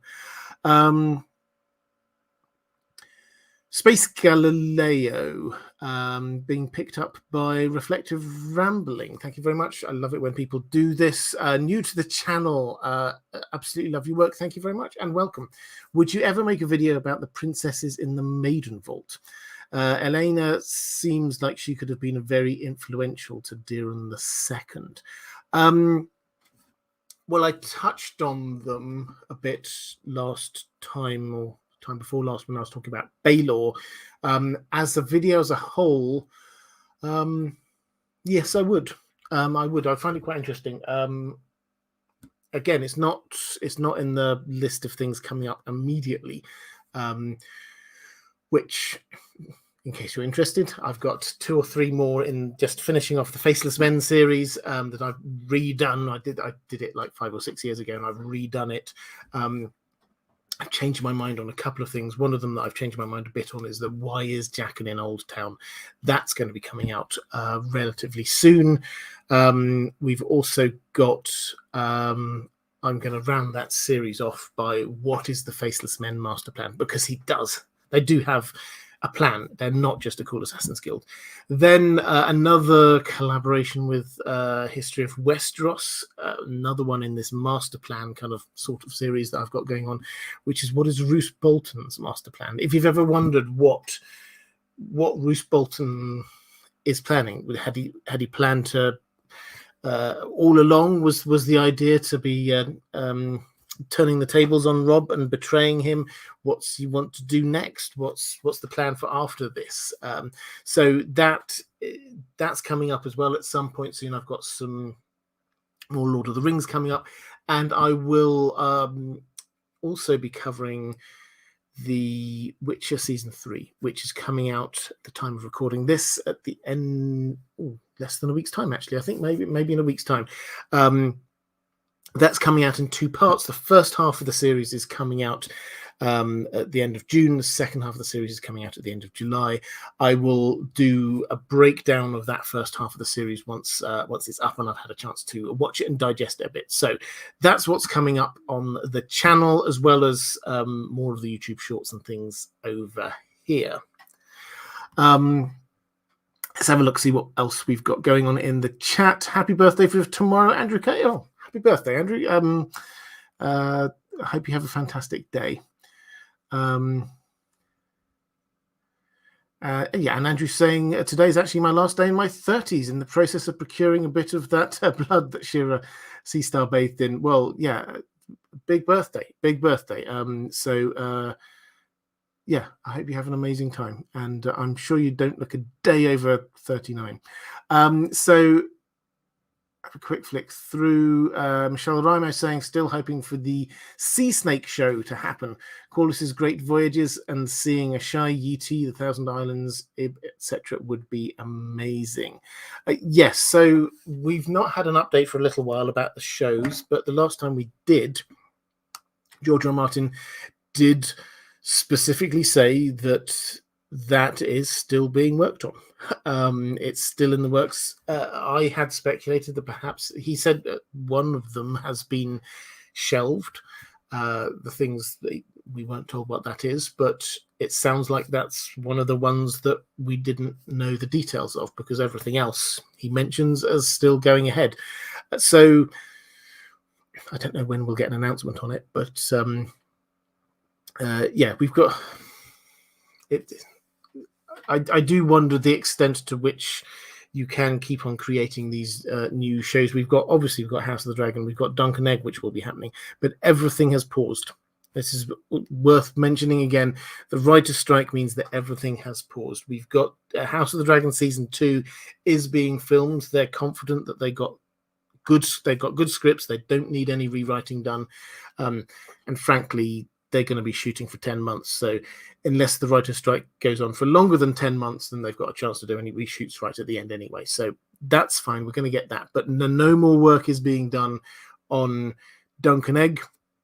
No more work is being done on any of the other TV shows, which hopefully, fingers crossed, hopefully means that George R. Martin's got a bit more time to be focusing on writing books, say. But because he is on writer's strike for TV and film as well, so he is not writing anything for TV or film during the writer's strike. Don't know how long that's going to be carrying on. This is a writer's strike in America for those of us in the rest of the world, so there will be things happening, but obviously HBO own the rights to all of the Game of Thrones stuff, so all of production on all of that is being halted. If this carries on for a few more months, then obviously that's going to start affecting when we see other things coming out in the future. House of the Dragon, you would expect they would probably start writing House of the Dragon season 3 at some point towards the end of production of season 2. So yeah, we're not, that's not being affected yet, but other things are. Martin S. saying a Middle Earth question I had for weeks. The plague, believed to be started by Sauron, left Gondor at the mercy of its enemies, save they had been hit too. Would any other being have been able to design a plague hitting only its target group?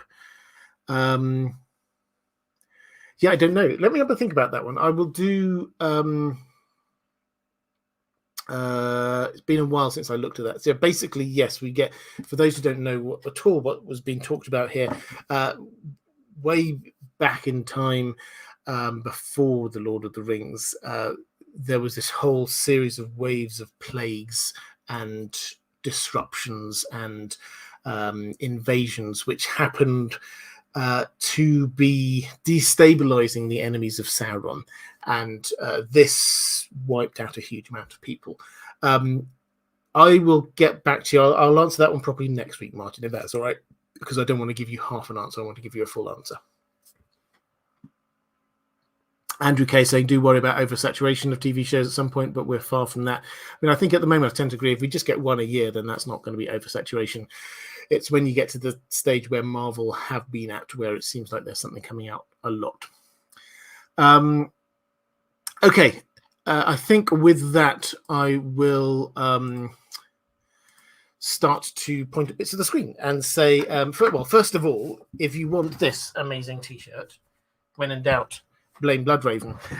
You can either buy it direct from the shop down there somewhere, or you can, frankly, if you want to get it cheaper, you can join the Patreon. There's going to be a link down there or in the chat. That's probably the best way of doing it. If you join at $10 or more level, then send me your details and I'll get you one out in the post. Okay, next week I'm going to look at Daemon Blackfyre himself. So we're going to see this from the other side, and we're going to see who he was as a person. What we started unpicking a few of these things, but what did he want? What motivated him to rebel? If you would like to watch a few more of these live streams, then there is a link appearing later somewhere around here. If you would like to join Patreon, then there is a link appearing somewhere around here. That is all for this time. I will be back same time next week. Take care, everyone.